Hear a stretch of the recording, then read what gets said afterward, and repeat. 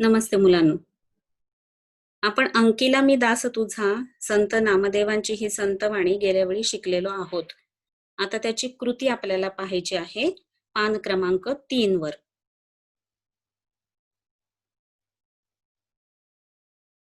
हं. कृतीमध्ये पहा, प्रश्न पहिला जो आहे पाठाच्या आधारे खालील कृती केव्हा घडतात ते लिहा. तर हे तुम्ही वहीमध्ये म्हणजे वर्गपाठाच्या वहीमध्ये लिहून काढायचं आहे. तर ह्या आकलन कृती तर तुम्हाला सोडवता येण्यासारख्या आहेतच. आकृती पूर्ण करा.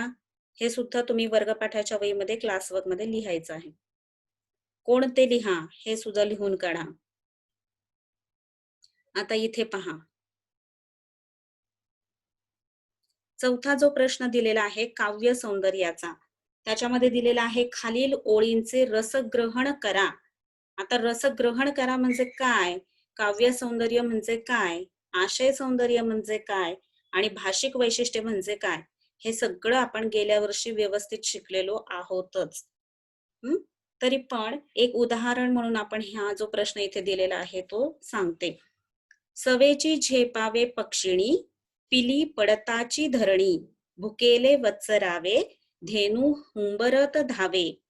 आता हा जो प्रश्न इथे दिलेला आहे रसग्रहणासाठी ही जी कृती दिलेली आहे, तर याच्यामध्ये मुळात लक्षात ठेवायचं आहे की रसग्रहण म्हटलं की त्याच्यामध्ये 3 मुद्दे येतात. ते म्हणजे आशय सौंदर्य, काव्य सौंदर्य आणि भाषिक वैशिष्ट्ये. ही हे 3 मुद्दे याच्यामध्ये येतात. मग आशय सौंदर्यामध्ये आशय व्यक्त करायचा आहे.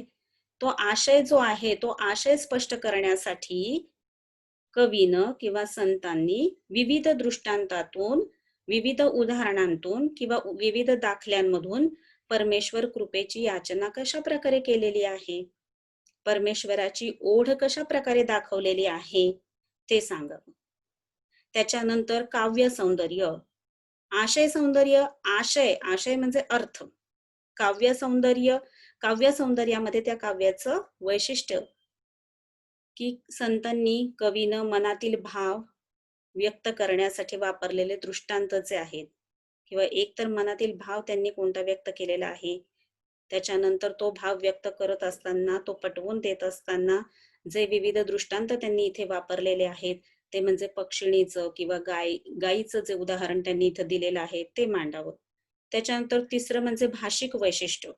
हा, तर भाषेचं प्रत्येक काही ना काही वैशिष्ट्य असतं. याच्यामध्ये जी भाषा वापरलेली आहे त्या भाषेचं काय वैशिष्ट्य आहे ते तुम्ही याच्यात लिहायचं आहे. मग त्याच्यामध्ये 13व्या-14व्या शतकातील ही भाषा आहे, सुबोध आहे, सरळ आहे, साधी आहे. त्यानंतर पक्षिणी, धरणी, वत्सरावे, धावे याच्यातून लयबद्धता साधलेली आहे आणि उत्कटतेचा भाव कशा प्रकारे याच्यातून व्यक्त केलेला आहे. अशा प्रकारे आशय सौंदर्य, काव्य सौंदर्य आणि भाषिक वैशिष्ट्य तुम्ही रसग्रहणामध्ये मांडू शकता. यानंतर आई, प्राणी, पक्षी यांच्या मातृप्रेमाचे कवितेतून व्यक्त झालेले वर्णन तुमच्या शब्दात सांगा. आई, प्राणी, पक्षी यांच्या मातृप्रेमाचे म्हणजे आईचं प्रेम हे या कवितेतून यांच्याविषयीचं कसं व्यक्त झालेलं आहे ते तुमच्या शब्दांमध्ये तुम्ही लिहायचं आहे. संत नामदेवांनी परमेश्वराकडे केलेली विनंती सोदाहरण स्पष्ट करा. संत नामदेवांनी परमेश्वराकडे याचना केली आहे, विनंती केलेली आहे, तर ती कशा प्रकारे केलेली आहे ते सोदाहरण म्हणजे उदाहरणासहित तुम्हाला स्पष्ट करून दाखवायची आहे. नंतर पक्ष्याच्या किंवा प्राण्याच्या आपल्या पिलाशी असलेल्या संबंधाबाबत तुमचा अनुभव लिहा.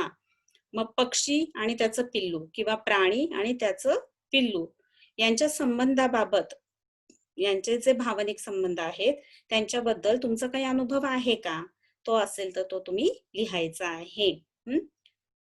मला काही असा अनुभवच नाही असं मात्र लिहू नकात.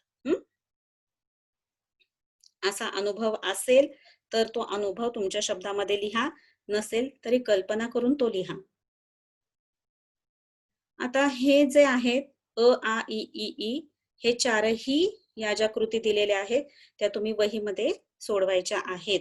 आणि आता हा जो स्वमताचा प्रश्न आहे किंवा रसग्रहणाचा वगैरे प्रश्न आहे, हे जर 3 गुणांसाठी आले किंवा तुम्हाला ही संतवाणी आवडली का? आवडली असेल तर का? आवडली नसेल तर का? असा प्रश्न आला. तर हे जेव्हा असे स्वमतावर आधारित प्रश्न येतात, तेव्हा तुम्हाला ते उदाहरणासहित स्पष्ट करून दाखवायचे आहेत. ही संतवाणी आवडली असेल तर का? नसेल आवडली तर का? आवडली असेल तर मग तुम्ही लिहायला हवं, हो, ही संतवाणी मला आवडली. का आवडली? त्याची काय कारणं आहेत? ती कारणं तुम्हाला स्पष्ट करून लिहिता आली पाहिजेत. हां. आणि नसेल आवडली, कोणाचं प्रत्येकाचं आपापलं मत असतं. नसेल आवडली तर मला काही ही संतवाणी आवडली नाही. मग का आवडली नाही?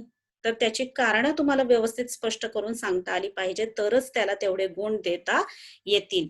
नुसतं एका वाक्यात त्याचं उदाहरण एका वाक्यात उत्तर लिहून चालणार नाही. उदाहरण देऊन, कारणं देऊन तुम्हाला ते उत्तर स्पष्ट करता आलं पाहिजे. आलं लक्षात? म्हणजे इथून पुढे जी स्वमताची उत्तरं तुम्ही लिहिणार आहात, ती वाचणाऱ्याला ते उत्तर पटवून द्यायचंय तुम्हाला.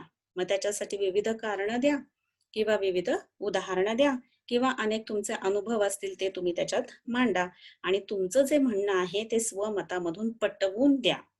ठीक आहे? अशा प्रकारे ही सगळी कृती स्वाध्याय हा तुम्ही वर्गपाठाच्या वहीमध्ये, क्लास वर्कमध्ये लिहून काढायचा आहे. हं. आता पुढच्या पिरियडला आपण पुढची संतवाणी शिकणार आहोत.